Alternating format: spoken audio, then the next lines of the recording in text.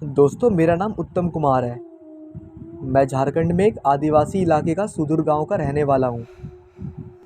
ये जो घटना का मैं ज़िक्र करने जा रहा हूँ, वो साल 2009 का है। उस समय मेरे गांव तक बिजली नहीं पहुँची थी। 2016 में जाकर हमें बिजली देखने मिली। उससे पहले मेरे गांव में रात को घनघोर अंधेरा छा जाता था। शाम को अंधेरा होते ही बहुत कम लोग बाहर देखने को मिलते थे। मेरा गांव थोड़ा नक्सली इलाके में भी आता था, इसलिए भी लोग शाम होते ही घर में घुस जाते थे। घटना बरसात के दिनों की है। एक दिन मैं अपनी साइकिल से कुछ सामान खरीदने एक छोटे से मार्केट गया था, जो कि लगभग 9 से 10 किलोमीटर दूर है मेरे घर से। सामान खरीदते खरीदते पता ही नहीं चला कि कब अंधेरा हो गया। अंधेरा होते ही बारिश भी शुरू हो गई। ऐसी बारिश थी जो रुकने का नाम नहीं ले रही थी। बारिश के चलते मुझे दुकान के सामने रुकना पड़ा। रात को करीब 9:30 से 10 हो गए थे। उस समय बारिश थोड़ी कमी, लेकिन थमी नहीं थी। जब तक पूरी तरह बारिश ना रुके मैं जा भी नहीं सकता था, इसलिए मजबूरी में मुझे रुकना पड़ रहा था। लगभग 10 बजे मार्केट पूरा सुनसान हो रहा था। मैं अकेला वहाँ अपने साइकिल और सामान के साथ था। फिर रात को करीब 10:30 बजे बारिश पूरी तरह रुक गई। मैं खुश होकर भगवान का शुक्रिया अदा करने लगा, लेकिन मुझे क्या पता था आगे जो होने वाला था उसके बारे में। बारिश रुकते ही मैं घर जाने लगा था, लेकिन कीचड़ और पत्थर के कारण मैं ज़्यादा स्पीड से नहीं जा पा रहा था। ऊपर से एक हाथ से टॉर्च लाइट और एक हाथ में हैंडल। कुछ देर जाते ही मेरे नसीब मुझे दगा दे गई। लगभग 1-2 किलोमीटर के बाद मेरी साइकिल का टायर फट गया। मेरे पास कोई और चारा नहीं था साइकिल और सामान को ठेल कर जाने के अलावा। बरसात के दिनों में रात के करीब 11:30 हो गए थे, जो कि काफ़ी डरावने होते हैं। मुझे भी बहुत डर लग रहा था और मुझे अभी भी 5 से 6 किलोमीटर तक जाना था। गांव पहुंचने में करीब 2 से 3 किलोमीटर बाकी था और टाइम करीब 12 से 12:30 के बीच में हो रहा था। उस समय मुझे कुछ बरसात में बजने वाली बैंड की आवाज़ सुनाई दिया। मैं खुश हो गया और सोचने लगा, चलो लोग हैं इधर उधर। और ऊपर से बाराती। मेरा डर ख़त्म होने लगा था। जैसे जैसे मैं करीब जा रहा था, मुझे ज़ोर से आवाज़ सुनाई दे रही थी। मैं खुशी से जा रहा था, लेकिन ये जो खुशी थी वो डर में बदलने वाली थी। मुझे ज़रा सा भी अंदाज़ा नहीं था। जैसे ही मैंने करीब पहुंचा, जो मैंने देखा उसे देखकर तो मेरे पैरों तले ज़मीन खिसक गई। मैंने देखा कि जो बाराती थे उनके ना सर थे और ना पैर। बिना सर और उल्टे पैर। उन्हें देखकर मैं बहुत डर गया था। मैं इतना डर गया कि मैंने अपनी साइकिल और सामान छोड़ के ज़ोर से अपने गांव की तरफ भागने लगा। 2 किलोमीटर का रास्ता मैंने तय कर लिया था, वो भी 10 से 15 मिनट के अंदर। घर पहुंचते ही मैंने अपनी माँ और पिताजी को सारी बात बताई। वे भी सुन के हैरान हो गए। उन्होंने साइकिल और सामान के बारे में पूछा, तो मैंने बताया कि मैंने डर के मारे सब छोड़ छोड़ के भागा है। फिर हमने तय किया कि सुबह जल्दी जाके देखेंगे। अगर नसीब अच्छा हुआ तो सामान और साइकिल दोनों मिल जाएंगे। फिर मैं और पिताजी दोनों सुबह सुबह गए उस जगह जहाँ मैंने सामान और साइकिल छोड़ के भागा था। वहाँ जाके देखे तो साइकिल और बिखरी हुई सामान हमें वहाँ पर दोनों ही मिल गए। फिर पिताजी ने पूछा, कहाँ तुमने वो बिना सर और उल्टे पैर वाले भूतों को देखा था?"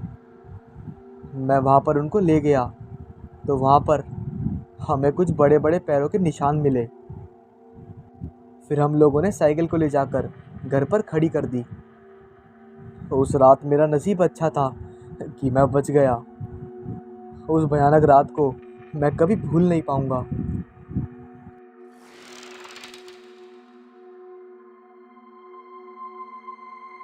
रात का समय था और राजेश की ट्रेन थोड़ी लेट हो गई थी, लेकिन किसी तरह वो हॉस्टल पहुंच गया। सामान रखकर राजेश ने थोड़ा सुस्ताया ही होगा कि हॉस्टल में बहुत हलचल सी मच गई। सभी जूनियर ये कह रहे थे कि सीनियर ने बुलाया है। ऊपर छत पर डरे सहमे सभी जूनियर छत पर पहुंचे तो उन्होंने छत पर देखा, दो सीनियर विनीत और आशीष एक कोने में बैठकर सभी का इंतज़ार कर रहे थे। फर्स्ट ईयर के न्यू स्टूडेंट का, और उनके चमचे इधर उधर आसपास उन दोनों को घेर कर खड़े थे। फिर उसके बाद एक सबका इंट्रोडक्शन हुआ और थोड़ी मामूली सी मस्ती हो रही थी कि कौन गाएगा, कौन डांस करेगा। तभी अचानक आशीष की नज़र राजेश पर पड़ी। दोनों के दोनों सीनियर उठे और राजेश के कंधे पर हाथ रखकर आशीष ने कहा, अच्छा तो तुम नए आइटम हो, चलो कपड़े उतार कर नाचो बेटा। राजेश ने कभी सपने में भी नहीं सोचा था कि इतने अच्छे और बड़े कॉलेज में इतनी गंदी रैगिंग भी हो सकती है। राजेश भी ज़िद्दी था। राजेश ने कहा, चाहे कुछ भी हो जाए लेकिन मैं नाचूंगा तो नहीं, और किसी ने अगर ज़ोर ज़बरदस्ती करी तो फिर मैं कंप्लेंट कर दूंगा। राजेश में इतनी हिम्मत देखकर बाकी जूनियर भी अब हिम्मत आने लगी थी, लेकिन आशीष और विनीत दोनों बड़े दबंग किस्म के इंसान थे, तो फिर ऐसी बगावत उनको रास नहीं आई। आशीष गुस्से में दांत पीसते हुए बोला, सुनो बेटा, इतनी जो क्रांति दिखा रहे हो ना, कुछ ही समय की गर्मी है। 4 साल इस कॉलेज में रहोगे तो बेटा हमसे बचकर कहाँ जाओगे, इसलिए जो बोला है वो करो, वरना 4 साल की ज़िंदगी नरक बना दूंगा तुम सबकी। आशीष की बात सुनकर राजेश को छोड़कर बाकी सबकी हालत ख़राब हो गई थी। राजेश डरने वालों में से तो नहीं था। राजेश ने कहा, हार तो मैं मानूंगा नहीं। गुस्से में राजेश छत की रेलिंग तक गया और थोड़ा रोते हुए बोला, तुम जैसे सीनियर की वजह से हम जूनियर कॉलेज में आने से ही पहले कॉलेज के नाम से डर जाते हैं, पर आज के बाद ऐसा कभी नहीं होगा। और इतना बोलते ही राजेश छत से नीचे कूद गया। राजेश की ऐसी खतरनाक चीख गूंजी कि पूरे हॉस्टल में आवाज़ आई और नीचे हड्डियां तक टूटने की आवाज़ आई। लेकिन डरे घबराए सभी लड़कों ने जब नीचे झांका तो वहाँ राजेश की लाश तो होनी चाहिए थी, लेकिन वहाँ राजेश की लाश नहीं थी। आशीष और विनीत दोनों ने सभी जूनियर को एक लाइन में खड़ा किया और चिल्लाते हुए कहा, यहाँ जो भी आया हुआ है वह यहीं पर ख़त्म हो गया है। इसके बारे में अगर किसी को भी पता चला ना, किसी ने किसी को बताने की कोशिश भी करी, तो बेटा अगली बार तुम्हारा ही अगला नंबर होगा। निकलो अब यहाँ से, भागो जल्दी। वो ऐसे डरते हुए बोल रहे थे जैसे मानो उन्हें भी अंदर से घात हुआ हो। अगले दिन सुबह रात की सारी बातें भूलकर आशीष और विनीत जब क्लास में ही बैठे थे, तब जानी पहचानी एक आवाज़ आई, मे आई कम इन टीचर। आशीष और विनीत ने सर उठाकर देखा तो राजेश खड़ा था और टीचर कह रही थी, स्टूडेंट ये राजेश है, बहुत होशियार और समझदार लड़का है। हमारे कॉलेज में पहली बार हुआ है कि कोई स्टूडेंट सीधा 3rd ईयर में आ रहा है। टीचर ने एक एक करके जब राजेश को सबसे मिलवाया, तब आशीष और विनीत के सामने आए जो राजेश ने कहा, टीचर उनको तो मैं बहुत अच्छे से जानता हूँ, कल ही मिला था मैं इन दोनों से। उस समय हमारी और इनकी बात बहुत देर तक चली थी। और भाई लोगों, क्या हाल है आप दोनों के। राजेश के इतना कहते ही आशीष और विनीत के तो होश उड़ गए थे। और जब क्लास ख़त्म हुई तो आशीष और विनीत ने देखा कि राजेश अब क्लास में नहीं है। उसके बाद दोनों ने पूरा कॉलेज छान मारा, लेकिन राजेश कहीं नहीं मिला। लेकिन आशीष ने विनीत से कहा, चलो एक बार हॉस्टल में राजेश के रूम में जाकर देख लेते हैं। उसके बाद दोनों हॉस्टल में जाते हैं तो देखते हैं राजेश का कमरे का दरवाज़ा अंदर से बंद था और आसपास भी कोई नहीं था। अंदर क्या हो रहा है ये देखने के लिए आशीष और विनीत दोनों ने अपने कान दरवाजे से चिपका लिए और सुनने की कोशिश करते रहे। पहले तो फ़ोन पर किसी के बात करने की आवाज़ आती रही, लेकिन थोड़ी देर में अंदर से आने वाली आवाज़ सब पूरी तरह से बंद हो गई। और तभी किसी ने जैसे अंदर से दोनों के कानों में फुसफुसाते हुए कहा, कान हटाओ मेरे दरवाजे से तुम दोनों, और यहाँ से भाग जाओ वरना अच्छा नहीं होगा हमारे साथ। आशीष और विनीत वैसे तो पूरे कॉलेज के लिए सिरदर्द थे, लेकिन अब ये सुनकर दोनों के होश उड़ गए थे, क्योंकि दोनों यही सोच रहे थे, अगर राजेश अंदर है तो उसको कैसे पता कि हम दोनों कान लगाकर सुन रहे हैं, क्योंकि दरवाजे में तो ना ही छेद है और ना ही कोई तरीका जिससे पता लगा जा सके कि बाहर कोई है या फिर बाहर कुछ भी है। दोनों यही सोच रहे थे, तभी उनको कल रात की बात याद आई।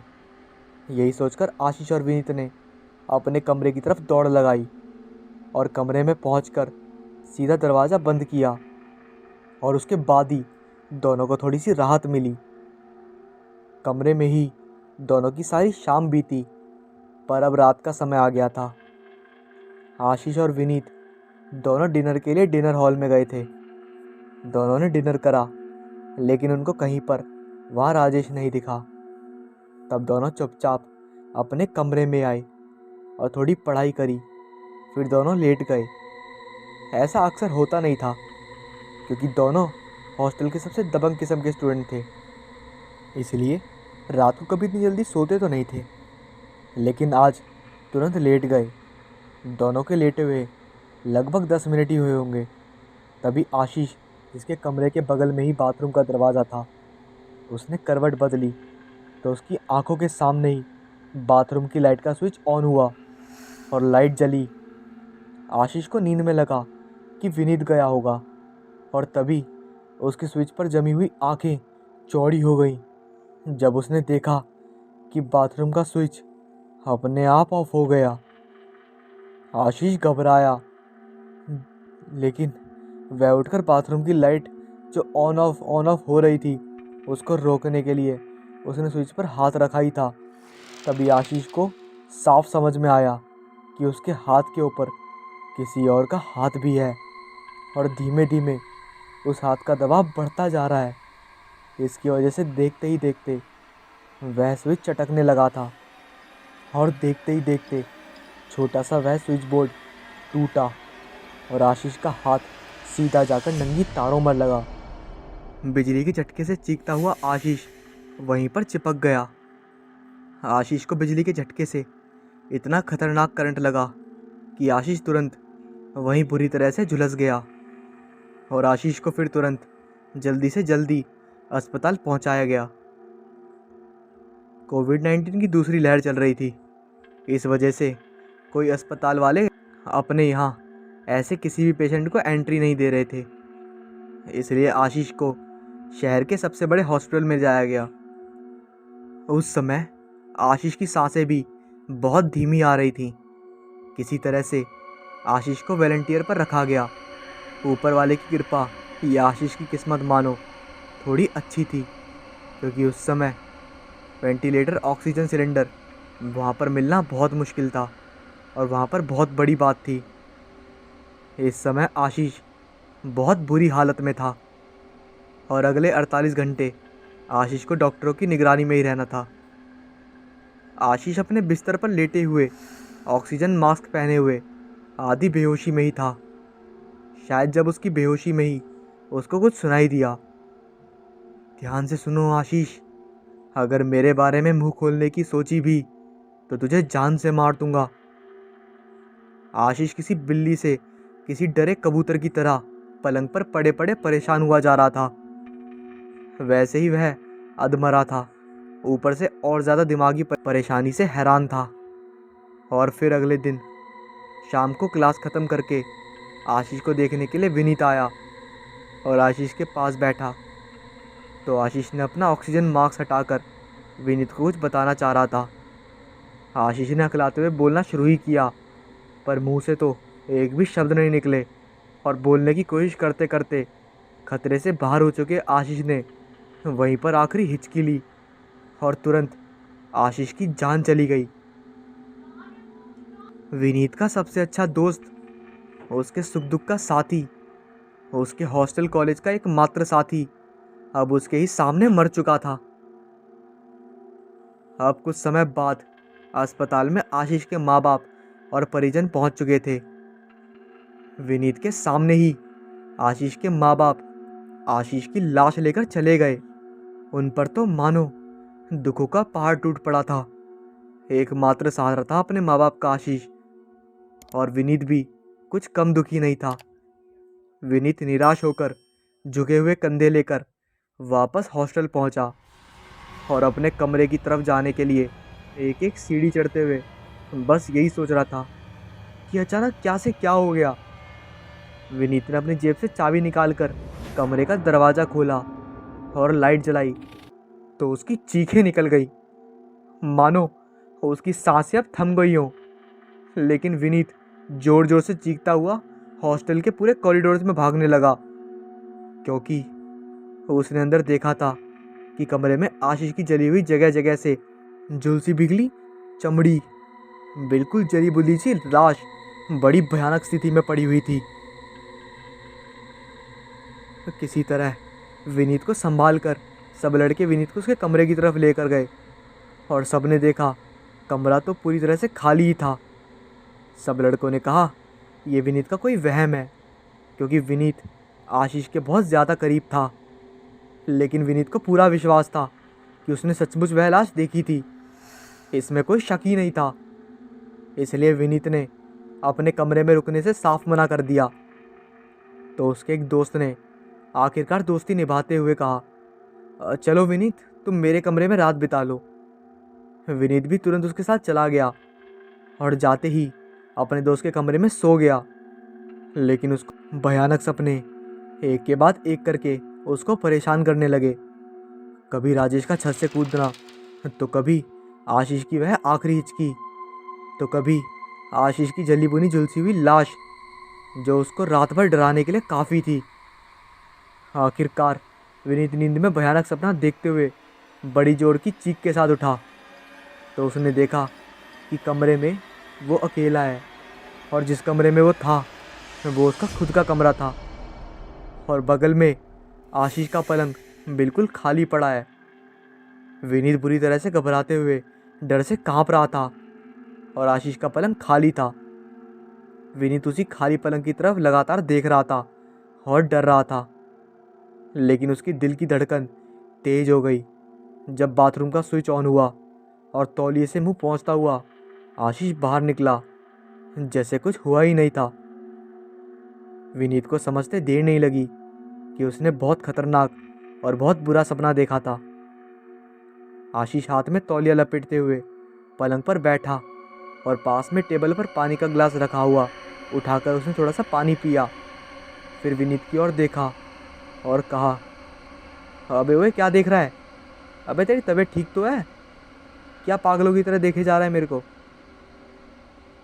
विनीत ने एक राहत की सुकून भरी सांस ली और अपना देखा हुआ वह भयानक बुरा सपना उसने आशीष को पूरा बताया। आशीष ने सुना और बहुत ज़ोर ज़ोर से हंसने लगा, और फिर हंसी हंसी में ही एक बहुत खतरनाक डरावनी आवाज़ में आशीष बोला, आज की बात ऐसे सपने तुझे कभी नहीं आएंगे। इतना कहकर आशीष ने अपने हाथों पर से तौलिया हटाया तो विनीत के सामने आशीष का जला बुझा बिल्कुल सिकुड़ा हुआ हड्डी जैसा हाथ आया। उसका हाथ ऐसा लग रहा था झुलसा हुआ बिल्कुल हड्डी चिपक कर बाहर निकली हुई, भयानक बेहद डरावना और खतरनाक लग रहा था। आशीष का हाथ देखकर अब विनीत की धड़कन डोल की तरह तेज तेज धड़कने लगी, और थोड़े ही समय में ऐसा लग रहा था कि दिल के आसपास जैसे कोई सांप हो जो धीरे धीरे विनीत की धड़कनों को कस रहा है और धड़कने को मना कर रहा है। अब विनीत की आंखें देखते ही देखते पथरा गईं। अब विनीत की आंखों के सामने छाया हुआ अंधेरा उसकी बेहोशी का नहीं बल्कि उसकी मौत का था। विनीत तब कभी ना जाग पाने वाली नींद में चला गया और फिर कभी नहीं उठा। हाँ, पूरे हॉस्टल में हाहाकार सा मच गया था।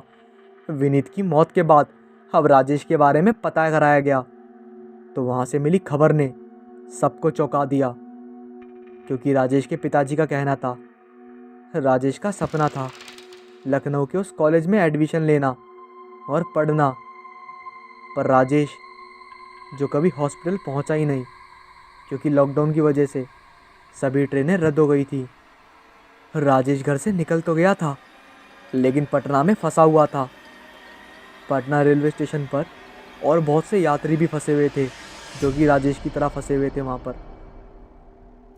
कोरोना के कारण लॉकडाउन था, इस वजह से कोई भी बस, ट्रेन या यातायात का कोई भी साधन नहीं था। वहीं फंसे हुए यात्री में से कुछ लड़के वहाँ क्रिकेट खेल रहे थे। राजेश कई दिनों से घर से बाहर था, स्टेशन पर फंसा हुआ था। इस वजह से उसकी तबीयत शायद थोड़ी सी ख़राब हो रही होगी, इसलिए राजेश को बार बार खांसी हो रही थी।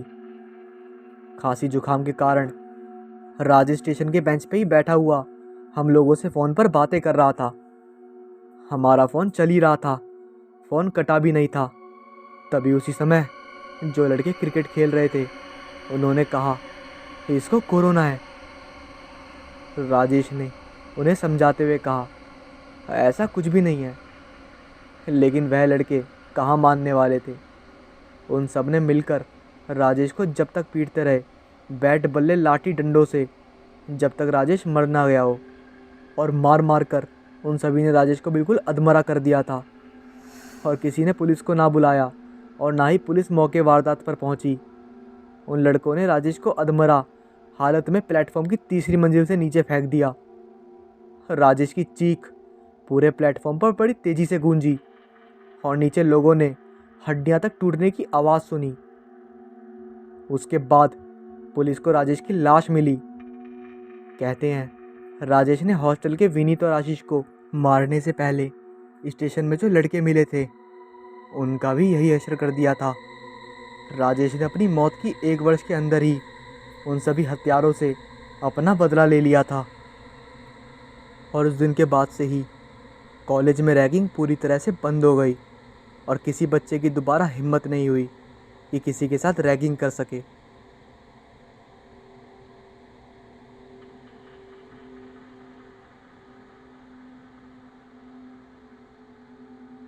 उन दिनों मैं शहर में एक कारखाने में नौकरी करता था।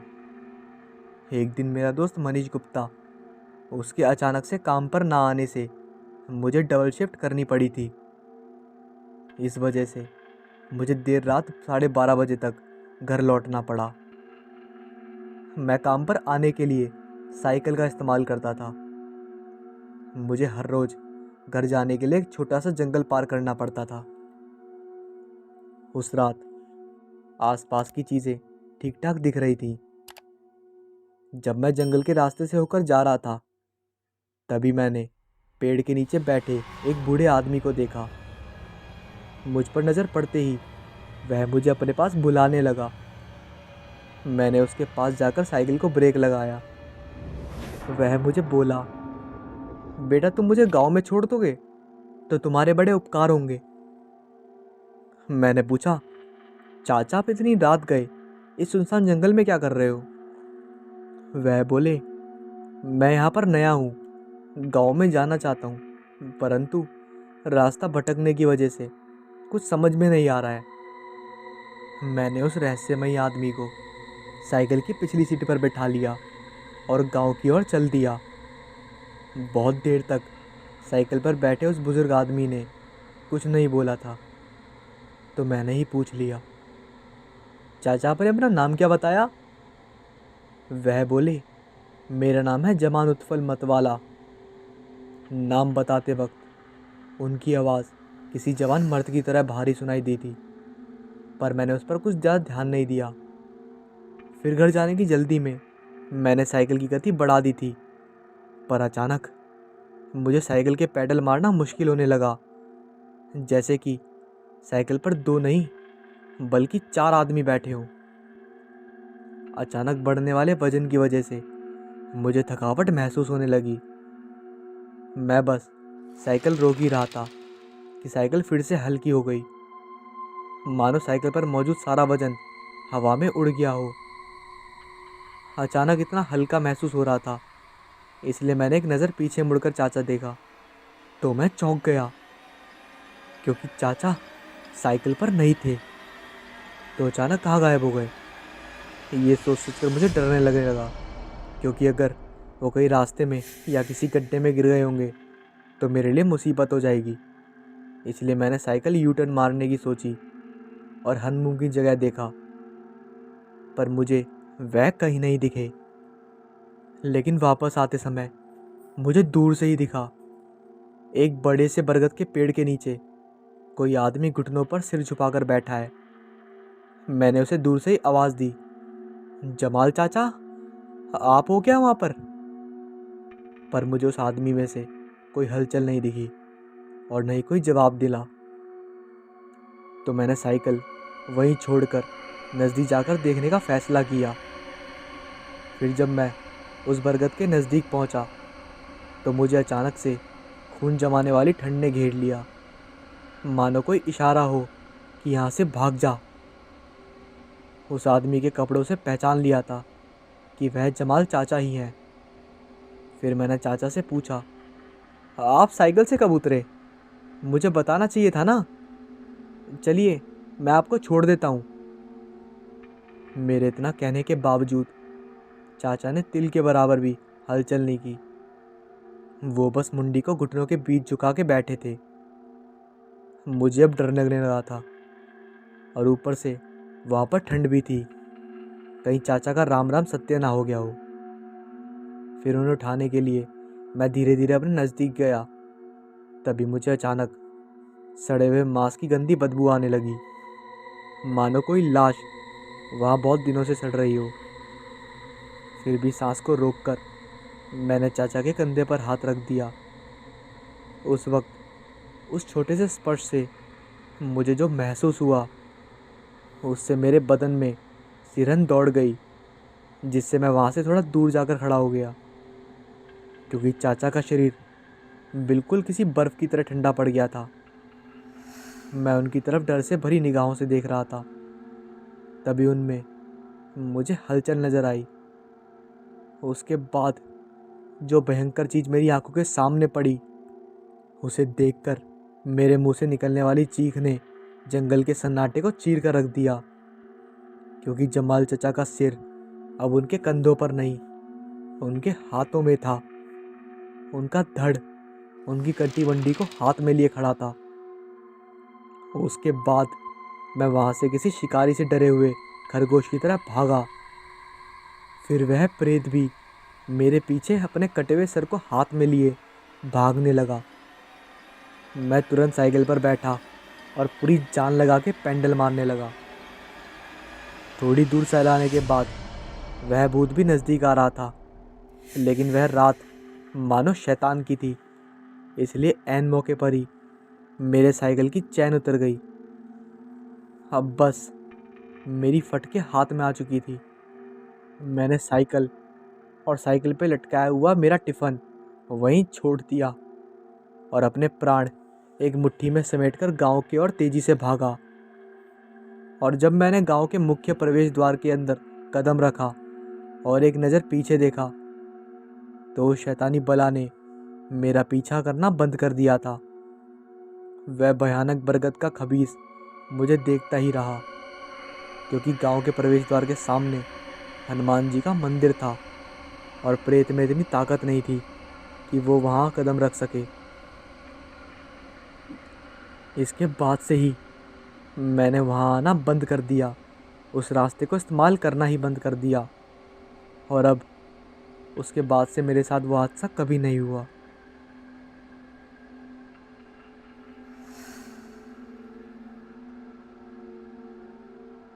ये सत्य कहानी विवेक दुबे की है, जो उसने हमें ट्विटर पर मैसेज किया था। विवेक ठाणे में रहता था और एक कॉल सेंटर में टीम लीडर के तौर पर काम करता था। 2017 में उसे अपने गांव उत्तर प्रदेश गए हुए लगभग 2.5 साल हो गए थे, इसलिए वह 2017 की दिवाली में छुट्टियां लेकर अपने गांव गया था। एक पूरी तरह देहाती इलाके में वह रहता था, जहां बिजली के खंभे तो हैं, मगर गांव में बिजली जाती रहती है। उसे बचपन से ही छत पर मच्छरदानी लगाकर सोने की आदत है, जो बड़े होने के बाद भी नहीं छूटी। उस रात भी वह छत पर अकेले ही सोया था। रात को उसकी नींद किसी अजीब सी आवाज़ से खुली, जो उसे घर से थोड़ी दूर घनी झाड़ियों वाली बस्ती से आती हुई महसूस हुई। वह मच्छरदानी खोल के बाहर निकला और छत की रेलिंग के पास जाकर आसपास नज़र घुमाई, तो उसे पीपल के पेड़ के गोल गोल चक्कर लगाता हुआ एक साया नजर आया। विवेक ने सोचा कि होगा कोई परेशान आदमी जो रात में घर में बाहर टहल रहा होगा। हमेशा की तरह बिजली नहीं थी, इसलिए चांद से आने वाली टिमटिमाती रोशनी में विवेक को दूर से कुछ ठीक दिख नहीं पाया। उसने तो सिर्फ दिखने वाली आकृति के सहारे अंदाज़ा लगाया था, अपने मन में उठने वाले डर को खामोश करके। विवेक अपनी मच्छरदानी में जाकर सो गया, पर कुछ ही मिनटों में उसकी नींद फिर से उसी आवाज़ से खुली। पर इस बार वह आवाज़ दूर से नहीं, कहीं नज़दीक से आ रही थी। विवेक फिर से उठा और छत की रेलिंग के पास गया, और उसे घर के आंगन में जो नज़ारा दिखा, उसे देखने के बाद विवेक के बदन में दौड़ रहा खून मानो मानो रुक गया हो। उसके कान ठंडे होकर सन्न हो गए, क्योंकि वहाँ 6 फुट का लंबा डरावना साया खड़ा था, जो छत पर आने वाली सीढ़ियों की तरफ देख रहा था। उसे देखकर विवेक नीचे बैठ गया, पर कुछ ही पलों में वह साया बाहर से ऊपर आने वाले छत के दरवाजे में खड़ा था। विवेक उसके आर पार देख सकता था। वह साया धीरे धीरे विवेक की तरफ बढ़ा। विवेक ने ज़रा सा भी समय ना गंवाते हुए हनुमान जी का जाप करना शुरू कर दिया। हनुमान जी का नाम लेते ही वह साया कुछ ही पलों में हवा में ही अंतर ध्यान हो गया। वह क्या था, वहाँ किस प्रकार के इरादे से आया था, कुछ भी पता नहीं, पर विवेक के कहने अनुसार उस साय का कोई चेहरा नहीं था। बस उसकी एक ही पहचान थी कि उसके आर पार देखा जा सकता था। पुरानी हवेली, जिसको छोड़कर सभी लोग चले गए, क्योंकि कोई भी वहाँ रहना नहीं चाहता था। पुरानी हवेली से थोड़ी ही दूर उन्होंने एक नई हवेली बनाई और सभी लोग वहीं रहने लगे। पुरानी हवेली छोड़ने का कारण बहुत ही रहस्यमयी था, क्योंकि कोई भी नहीं जानता था कि उन लोगों को किस कारण से अपनी पुरानी हवेली छोड़नी पड़ गई थी। ये सब कुछ इतनी जल्दी हुआ कि लोगों को अपनी जान बचाने के लिए हवेली को छोड़ना ही पड़ा। ये बात करीब 20 से 22 साल पुरानी है। परिवार में सभी लोग त्योहार की जोर जोर से तैयारियां कर रहे थे। उस समय सभी लोग पुरानी हवेली में ही रहते थे। रात का समय था। गांव में उस समय बिजली नहीं थी, जिसके कारण चारों तरफ बहुत अंधेरा था। कुछ भी नज़र नहीं आ रहा था। सभी सोच रहे थे कि जल्दी से जल्दी बिजली आने वाली है, लेकिन बिजली नहीं आई। तब पुरानी हवेली में उजाला करने के लिए कुछ दीपक जले हुए थे। तभी एक हवा का झोंका सभी जले हुए दीपक को एक एक करके बुझा गया। ये कैसे हुआ, किसी को नहीं पता चला। सभी सोच रहे थे कि हवा से ऐसा हुआ है, लेकिन सच कुछ और था। सभी लोग बाहर घूम रहे थे और कुछ नौकर हवेली के ऊपर बुझे हुए दीपक को फिर से जलाने लग रहे थे, लेकिन दीपक जलते ही तुरंत बुझ जाते। नौकरों की सारी कोशिशें नाकाम हो रही थी। तभी नीचे से आवाज़ आई, तुम सभी हैं, क्या कर रहे हो? तुमसे एक भी दीपक नहीं जला अब तक। ये कहते हुए वह ऊपर की तरफ आए कि उनका पैर फिसल गया, जिस वजह से वह ऊपर नहीं जा सके। उसके पश्चात सभी लोग भागकर वहाँ आ गए। सभी ने पूछा, क्या हो रहा है, आप गिर कैसे गए? तो उन्होंने कहा कि मुझे ऐसा लग रहा है कि जैसे किसी ने मेरे पीछे से बहुत तेज़ आवाज़ लगाई हो। और जैसे ही मैं पीछे देखा तो वहाँ कोई नहीं था। तभी ऊपर से नौकर आता है और कहने लगा कि जब भी दीपक जलाते हैं अचानक बंद हो जाता है। कुछ भी समझ में नहीं आ रहा था कि आखिरकार ऐसा क्यों हो रहा है। अब तो कोई हवा का झोंका भी नहीं है जिसके कारण ये दीपक बंद हो जाते हैं। सभी के मन में अजीबोगरीब ख्याल आने लगे। बहुत पता करने के पश्चात भी कुछ हाथ नहीं लगा। रात बीत गई और सुबह हो गई। उसी दिन से सब कुछ बदलने लग गया। कई चीज़ें अपनी जगह पर नहीं थी और कई चीज़ों की जगह बदल चुकी थी। सभी को भ्रम होता है कि शायद उन्होंने ही पहले ये चीज़ उसी स्थान पर रखी होगी। लेकिन धीरे धीरे ये घटनाएं बढ़ने लगी और एक दिन ऐसा हुआ जिसको देखने के पश्चात सभी का उस पुरानी हवेली से दूर जाने का मन करने लगा। दरअसल उनकी कार अपनी जगह पर ही उल्टी दिशा में खड़ी थी, जबकि उस कार को किसी ने हाथ भी नहीं लगाया था। ये घटना बहुत रहस्यमयी थी। सबसे पहले तो सब एक दूसरे पर शक की निगाहें गाड़ने लगे, लेकिन कार की चाबी बड़े भाई के पास थी और चाबी लेना उनसे असंभव था। इसलिए सभी के मन में हवेली को लेकर डर बैठने लगा। पुरानी हवेली में भी रोजाना अजीबोगरीब घटनाएं होने लगी। लाइट अपने आप चालू बंद होने लगी। ऐसा लगने लगा जैसे कमरे में कोई चिल्ला रहा हो। कभी किसी के बोलने की आवाज़ आती तो कभी किसी के फुसफुसाहट की। और जब कोई कमरे में जाता तो वहाँ कोई भी नहीं मिलता। किसी को भी ये पता नहीं चलता कि ये आवाज़ कहाँ से आ रही है, क्योंकि कमरा चारों तरफ से बंद था। कमरे में सिर्फ एक ही दरवाज़ा था जिससे अंदर और बाहर आना संभव था। एक दिन कमरे में चीखने चिल्लाने की आवाज़ें आने लगी। जब सभी लोगों ने जाकर देखा तो वहाँ कोई नहीं था। सभी के मन में डर बैठने लगा। अनगिनत बातें उनके दिमाग में चल रही थी। कोई भी नतीजे पर नहीं पहुँच पा रहे थे वो। सभी के पास एक ही सवाल था और जिसका जवाब किसी के पास भी नहीं था। दूसरे दिन सुबह एक नौकर को बहुत मारा गया। जब उसने ये बात सभी को बताई तो किसी ने भी उसकी बात पर यकीन नहीं किया। लेकिन यहाँ जो हो रहा था उससे कोई भी अनजान नहीं था। सभी जानते थे कि यहाँ पर कुछ तो ऐसा है जो हम सबको इस पुरानी हवेली से दूर करना चाहता है। किसी ने भी नौकर की बात पर यकीन नहीं किया। तो नौकर ने कहा, मैं यहाँ पर काम नहीं करना चाहता, मैं यहाँ से जा रहा हूँ। यदि आप सभी लोग भी अपनी जान की परवाह करते हो तो यहाँ से निकल जाओ भाई। ज़िंदा रहना चाहते हो तो यहाँ से चले जाइए। नौकर की वह बात सभी लोगों के दिल में एक डर बना चुकी थी और सभी लोगों को सतर्क करने के लिए काफ़ी थी। और धीरे धीरे पुरानी हवेली के लोगों को अपनी जान की परवाह होने लगी। और उस दिन के पश्चात सभी लोग उस पुरानी हवेली को छोड़कर उससे कुछ दूर एक नई हवेली बना ली और सभी लोग वहाँ पर रहने लगे। जब वह लोग नई हवेली से पुरानी हवेली को देखते तो उनको पुरानी हवेली के कमरे में कोई घूमता दिखाई देता।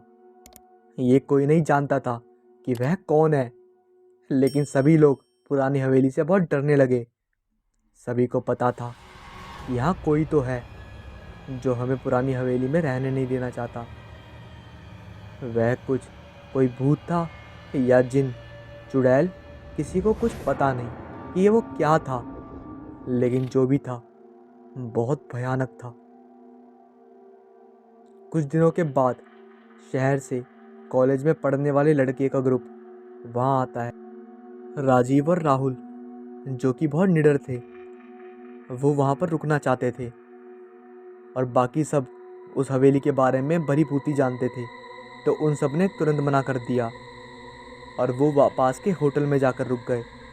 और राजीव और राहुल उस रात को वहीं उस हवेली में रुके। लेकिन वो पूरी रात गुजरने के बाद जब वहाँ पर उनका जो पुराना ग्रुप है जब होटल से सुबह देखने आया उन्हें, तो वहाँ पर पाया कि उन लोगों की दर्दनाक मौत हो रखी है। उनका शरीर ऐसा लग रहा था जैसे 3-4 सांपों ने मिलकर इनके काटा हो। और हैरानी की बात तो ये थी कि राहुल का शरीर वहीं पास में बाथरूम में पड़ा हुआ मिला और दूसरे लड़के का शरीर हवेली के कमरे में पड़ा हुआ मिला और दोनों को सेम मौत मिली थी। ये देखकर बाकी का ग्रुप डर के मारे कांप गया और फिर उस हवेली को हमेशा की तरह, हमेशा के लिए सरकारी सील के साथ बंद कर दिया गया। ये कहानी मुझे नेहा ने भेजी थी और इस कहानी को पढ़कर मैंने आपको सबको सुनाया।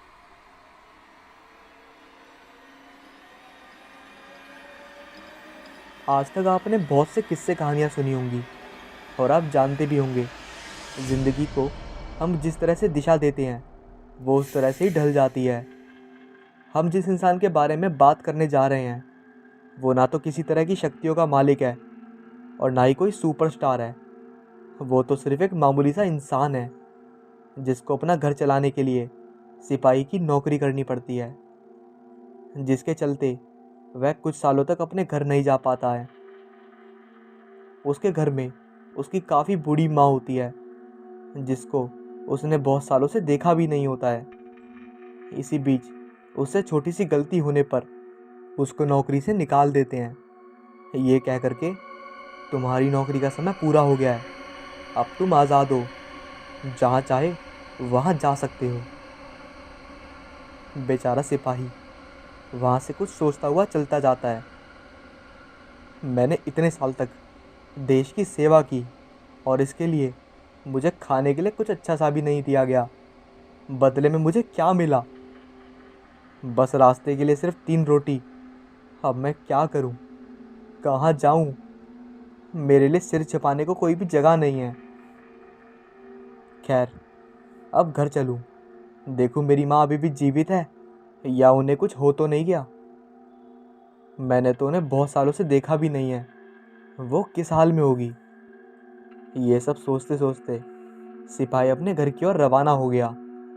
वह चलता जा रहा था।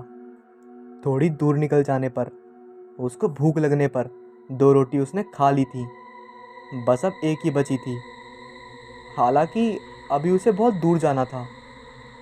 रास्ते में उसे एक भिखारी मिला। बोला, अरे बेटा, इस कंगले बूढ़े को भी कुछ खिला दो। सिपाही ने अपनी आखिरी रोटी निकालकर बूढ़े भिखारी को दे दी। उसने सोचा, मैं तो ठहरा सिपाही, जैसे तैसे समय काट लूँगा, मगर ये बेचारा कंगला बूढ़ा ये क्या करेगा। उसने अपने सिगार में तम्बाकू भरा, एकदम लगाया और आगे चल दिया। वह चलता जा रहा था और दम लगाता जा रहा था। चलता गया, चलते चलते उसे सड़क के किनारे एक झील दिखाई दी। उसमें कुछ जंगली बतख किनारे के बिल्कुल नज़दीक तैर रही थी। सिपाही ने दबे पांव उनके पास पहुंचा और मौका देखकर उसने 3 बतखें पकड़ ली।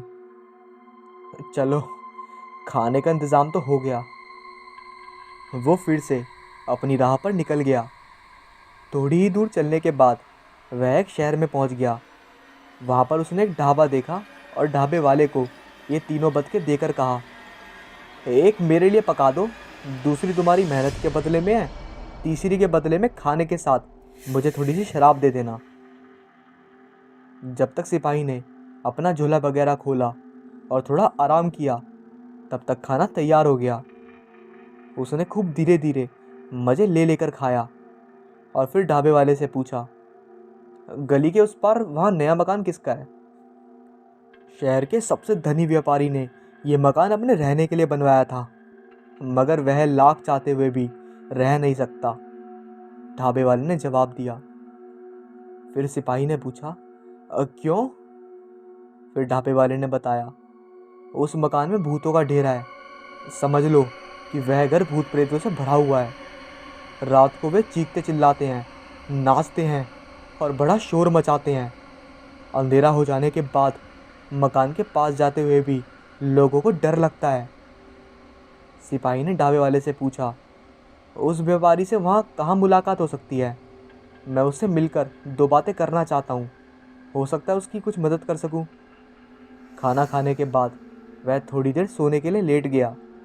जब शाम हो गई तो वह उठकर बाहर चला गया। व्यापारी से मिला। उसने पूछा, क्या चाहते हो?" "मैं मुसाफिर हूँ, आपके नए मकान में रात बिताने की इजाज़त चाहता हूँ। मैंने सुना है कि एकदम खाली पड़ा है," सिपाही ने कहा।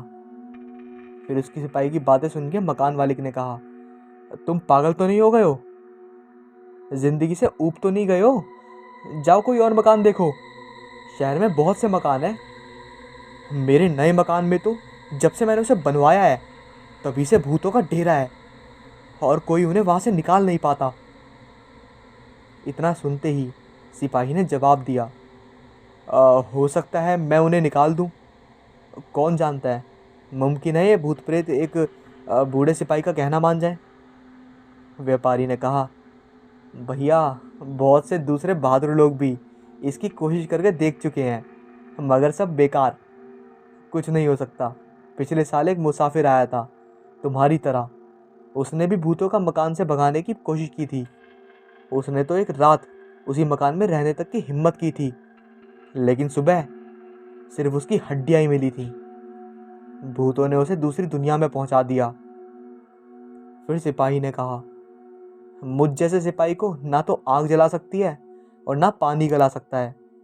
मैंने 25 साल तक फौज में नौकरी की है, तरह तरह की लड़ाइयाँ और चढ़ाइयाँ में हिस्सा लिया है, और मैं अभी तक अपना किस्सा सुनाने के लिए ही जिंदा हूँ। इसलिए मैं कहता हूँ कि इन भूतों से मैं निपट लूँगा।"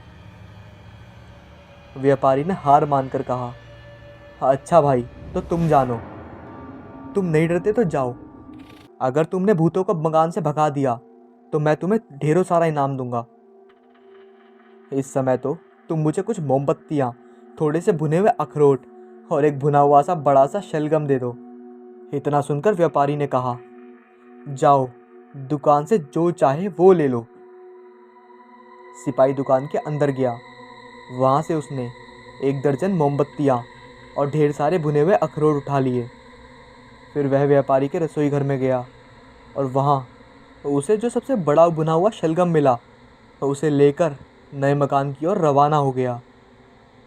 रात के 12 बजते ही वहाँ अचानक हड़बड़ी शुरू हो गई।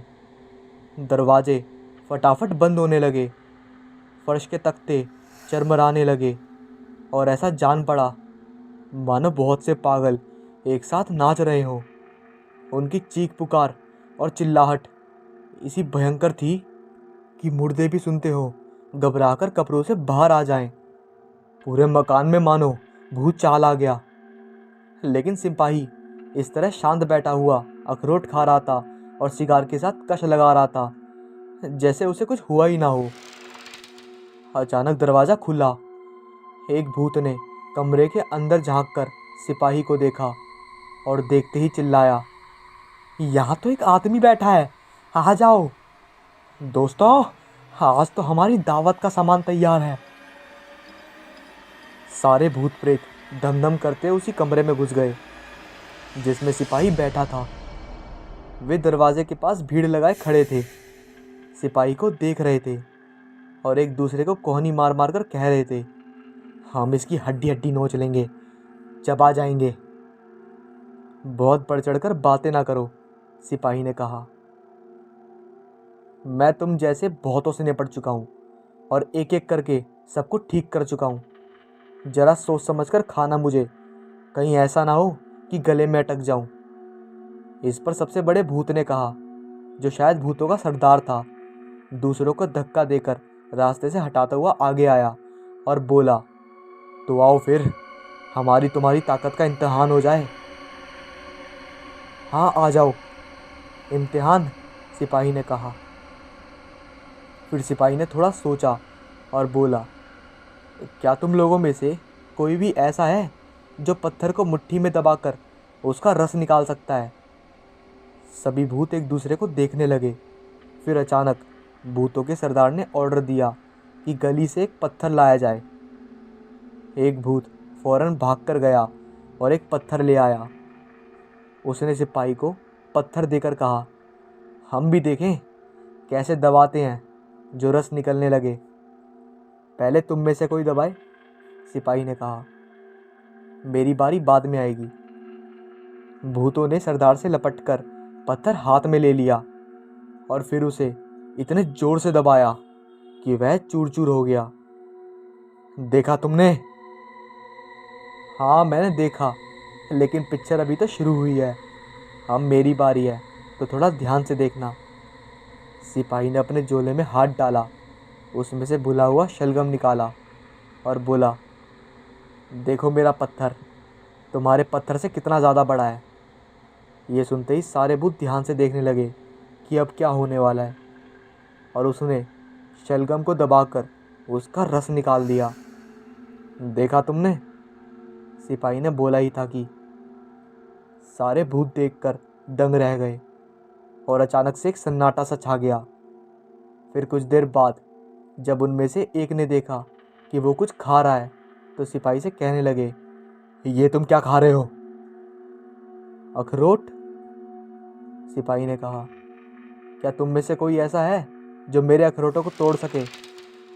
ये सुनते ही भूतों का सरदार ने कहा, मुझे दिखाओ, अभी तोड़कर दिखाता हूँ। फिर सिपाही ने उसे अपने बंदूक की एक गोली भूतों के सरदार को पकड़ा दी। सिपाही बोला, लो फौरन इस अखरोट को तोड़कर दिखाओ।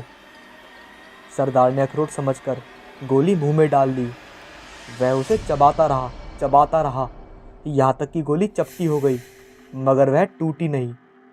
उधर सिपाही एक के बाद एक, दूसरा और तीसरे के बाद चौथा अखरोट मुंह में डालकर कड़ा कड़ा कर तोड़े जा रहा था। अब सभी भूतों के अंदर मानो एक डर सा छा गया। सब भूत निगाहें नीचे किए खड़े थे और बड़े परेशान और घबराहट के साथ सिपाही की तरफ देख रहे थे। कुछ देर शांत रहने के बाद सिपाही बोला, मैंने सुना है कि तुम लोग खूब अच्छे जादू के खेल दिखाते हो। तुम छोटे से बड़े और बड़े से छोटे बन जाते हो और बारीक से बारीक सुराख में से निकल जाते हो। हाँ हाँ, हम ये कर सकते हैं, सारे भूत चिल्लाए। तो आओ ज़रा, मेरे इस झोले में तो सबके सब घुसकर दिखाओ। सिपाही के इतना कहते ही सारे भूत प्रेत झोले पर टूट पड़े और जल्दी जल्दी एक दूसरे को धक्का देते हुए झोले में घुस गए। 1 मिनट के अंदर पूरा मकान खाली हो गया। अब सारे भूत झोले में बंद थे। सिपाही ने झोले का मुंह बंद करके उसको फीते से कसकर बांध दिया। फिर उसने कहा, अब मैं चैन से सो सकता हूँ। वह सिपाहियों के ढंग से अपने बड़े कोट को आधा बिछाकर आधा ओढ़कर लेट गया और लेटते ही उसे नींद आ गई। अगले दिन व्यापारी ने अपने नौकरों से कहा, जाओ और जाके देखो कि वह सिपाही जिंदा भी है या मर गया, और हाँ, अगर मर गया हो तो उसकी लाश उठा लाना और कहीं जाकर दबा आना। व्यापारी मन ही मन ये सोच रहा था कि रात तो वो उन भूतों के हाथों से जरूर मारा गया होगा। अब पता नहीं कहाँ कहाँ से आ जाते हैं। ये व्यापारी ये सब सोच ही रहा था, और दूसरी तरफ जब वह नौकर हवेली में आए तो अपनी आंखों के सामने ये सब देखकर दंग रह गए।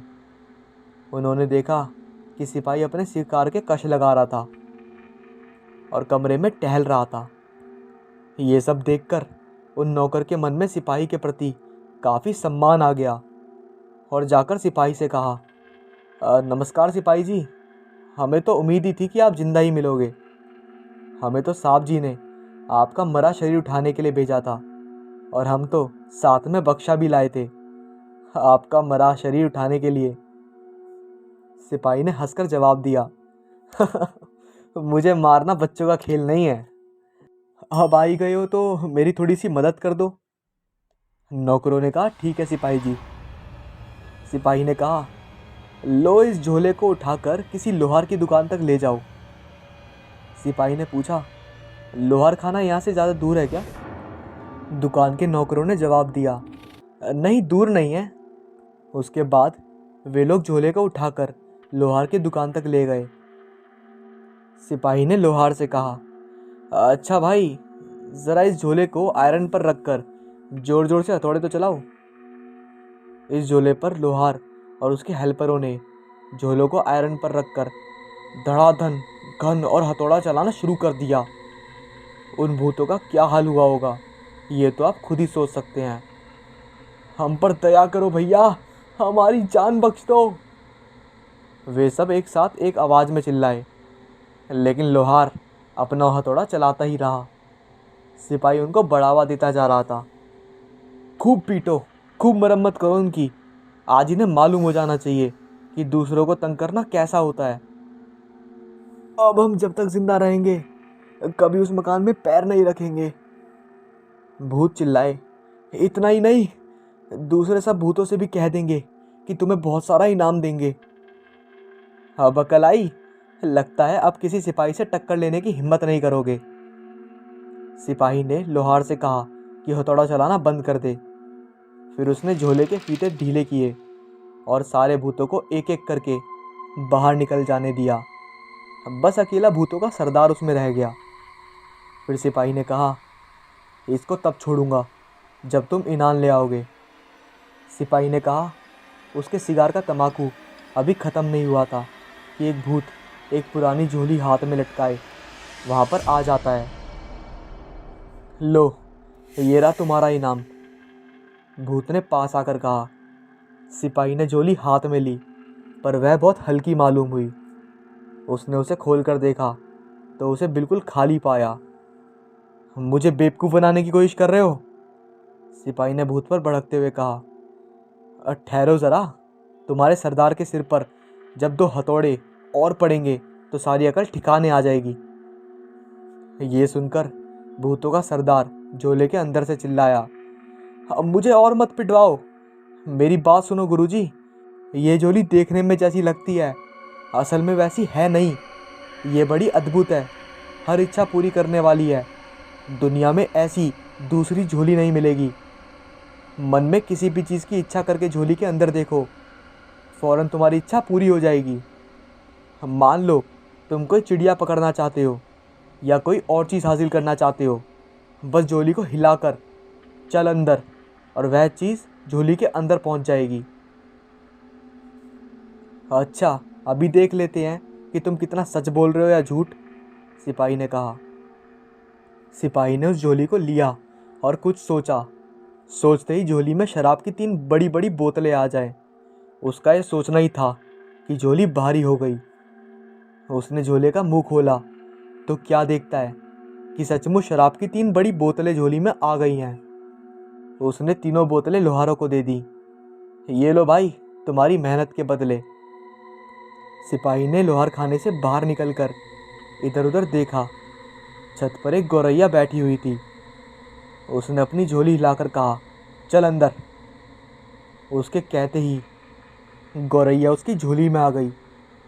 सिपाही लोहार खाने में लौट आया और बोला, तुमने सच कहा था, मुझे धोखा नहीं दिया।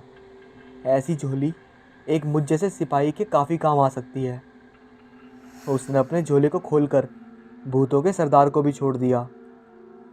भूतों का सरदार और सारे भूत पल भर में गायब हो गए।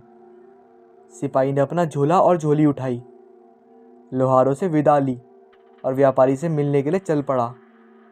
वहां पहुंचकर उसने व्यापारी से कहा, अब आप मज़े से नए मकान में रह सकते हैं, आपको कोई तंग नहीं करेगा। व्यापारी मुंह खोलकर सिपाही को देखे जा रहा था। उसे अपनी आंखों पर विश्वास नहीं हो रहा था।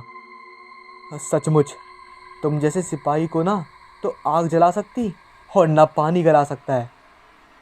मुझे बताओ कि तुमने भूतों को कैसे हराया और जीते जागते कैसे बचकर निकल गए। सिपाही ने जो कुछ हुआ वो सब कुछ दुकानदार और उस व्यापारी को बताया। व्यापारी ने सोचा, मकान में रहना शुरू करने से पहले 1-2 दिन देख लेना चाहिए कि सचमुच वहाँ शांति हो गई है या नहीं, और भूत प्रेत फिर से तो नहीं लौट आएंगे। उस रोज शाम को व्यापारी ने दुकान के सब नौकरों को सिपाही के साथ नए मकान में रहने को कहा। रात भर वे सब चैन के साथ नए मकान में आए और अगले रोज सुबह भले चंगे और खुशी खुशी व्यापारी के पास लौट आए। तीसरी रात व्यापारी ने भी हिम्मत करके उनके साथ बिताई। फिर क्या था, बड़े आराम से समय गुजरा, सब लोग शांति के साथ सोए। फिर व्यापारी से विदा लेकर सिपाही ने अपनी अद्भुत झोली और खाली झोली कंधे पर लटकाया और वहाँ से चल पड़ा। आखिर वह अपने इलाके में पहुँच गया। एक पहाड़ी के ऊपर से उसने अपना गांव देखा और उसका दिल खुशी से नाच उठा। वह अपने घर पहुंचा। सीढ़ियाँ चढ़कर उसने दरवाज़ा खटखटाया। एक बहुत ही बूढ़ी स्त्री वहाँ पर आई और उसने दरवाज़ा खोला। सिपाही बड़े प्यार से उसको गला लगाया। बुढ़िया ने अपने बेटे को पहचान लिया। वह खुशी से पागल उठी।